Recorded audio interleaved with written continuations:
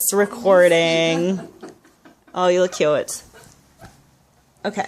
Hi, my name is Adam Briggs, and I'm going to give a narrative speech on, I titled it, Why College?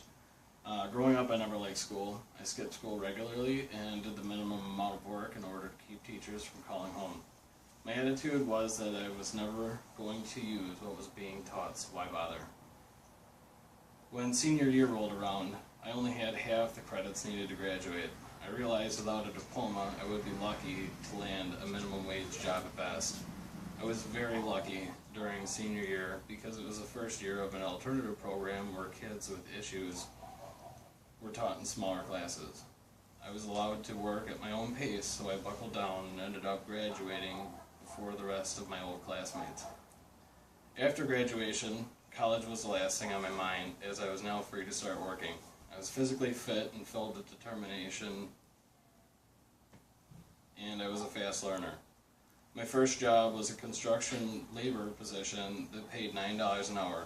The work was hard, but I always felt like I could rely on my body to pull me through. After working for a year with this company, I received a bump in pay due to learning how to operate small-scale, heavy machinery such as skid steers and unloaders.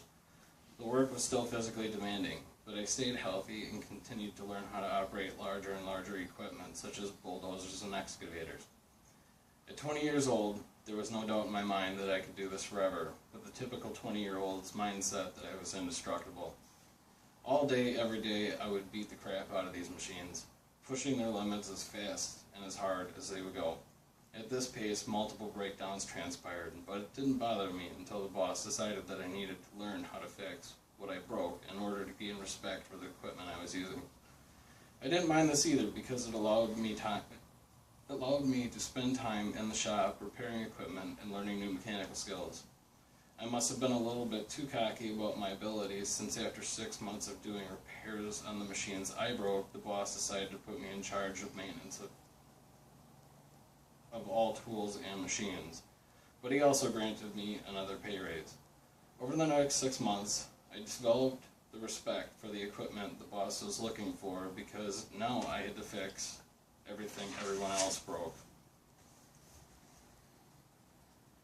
As my skill set grew, I was allowed to use bigger and more dangerous tools such as giant ear ratchets, cutting torches, and welders.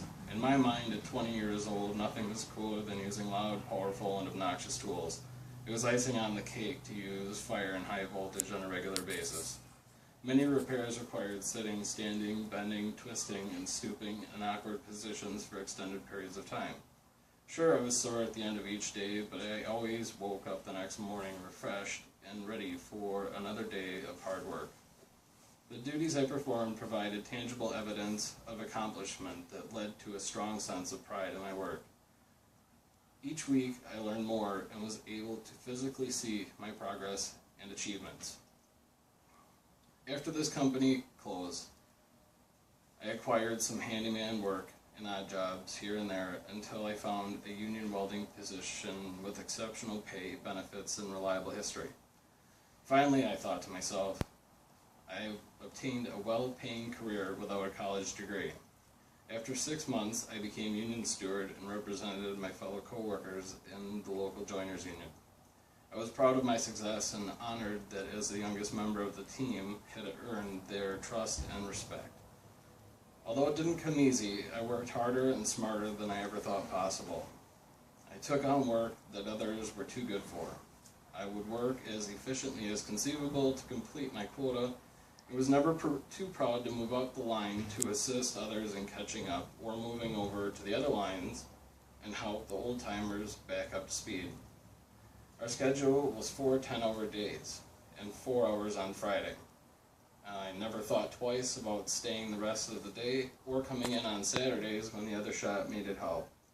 I gave this company every ounce of energy and loyalty that I could muster, even though the pieces I welded were considered harder physically and mentally.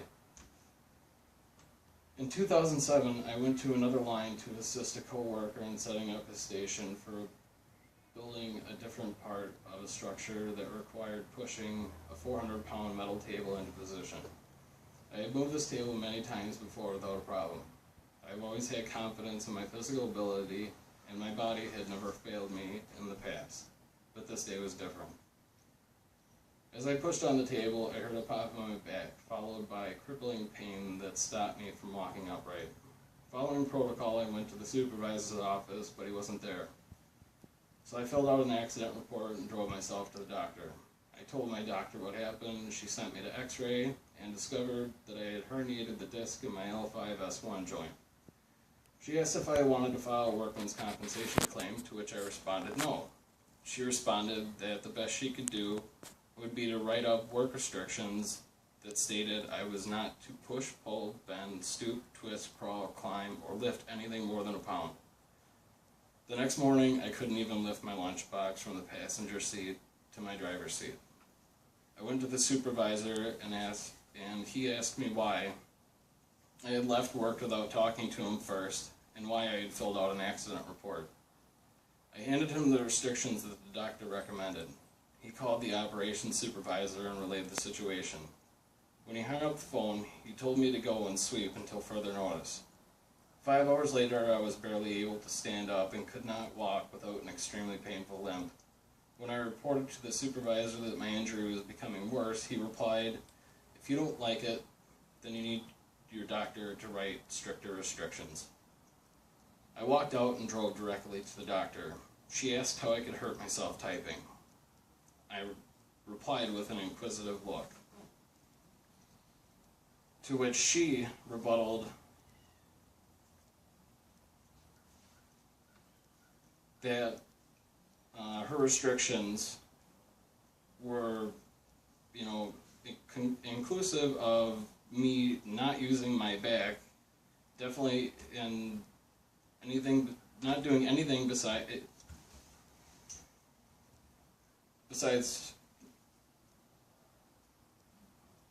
I went against all the boss went against all restrictions except for climbing.